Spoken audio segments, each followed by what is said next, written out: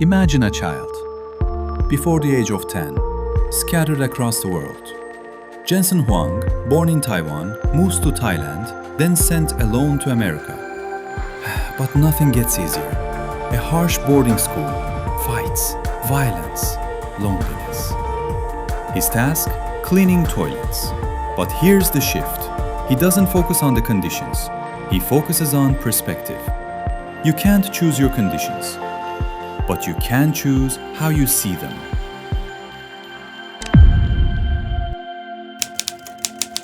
At 16, he enters university.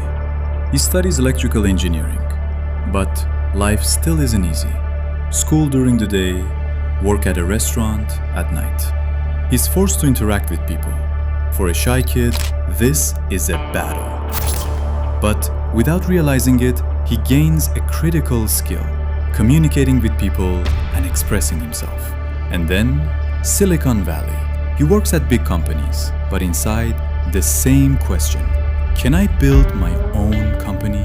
At 30, no business plan, no experience, no capital, just ideas, and a great uncertainty.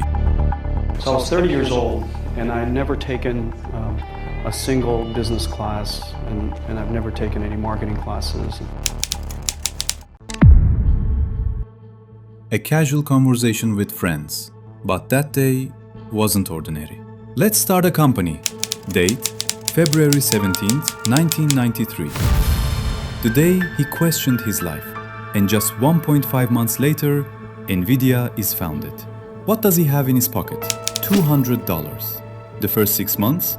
Nothing. They just talk. They read. They try to figure out what to do. He knocks on investors' doors and learns a harsh truth. No one invests in a business plan. They invest in people. This is the turning point.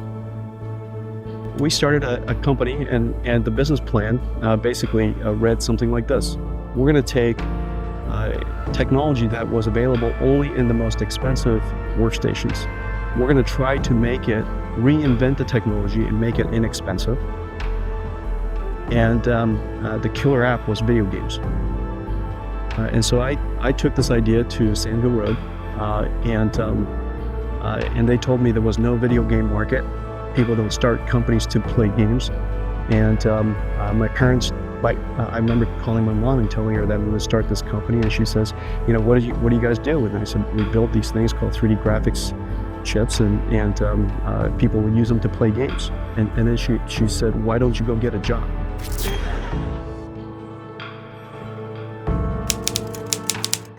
Time passes. The company grows slowly, but the real difference is in the strategy. While everyone is building graphics cards for gaming, he sees something else. This power can drive the technology of the future, artificial intelligence. But here's the problem. The world isn't ready yet. They wait for years and keep building. Then everything changes. Artificial intelligence explodes. And what everyone suddenly needs is the technology they've been building for years. Today, NVIDIA equals $2 trillion. Once, a kid cleaning toilets. Now, one of the most powerful technology leaders in the world.